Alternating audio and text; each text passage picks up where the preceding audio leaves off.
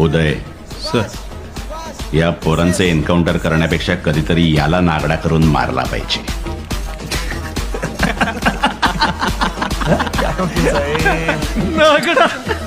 बर का कडू साहेब, एकदा कोर्टात विटनेस बॉक्स मध्ये माझ्या समोर उभे राहा. नागडा न करताही एन्काउंटर कसा करायचा हे तुम्हाला शिकव. उदय सर, या पोरांचे एन्काउंटर करण्यापेक्षा कधीतरी याला नागडा करून मारला पाहिजे.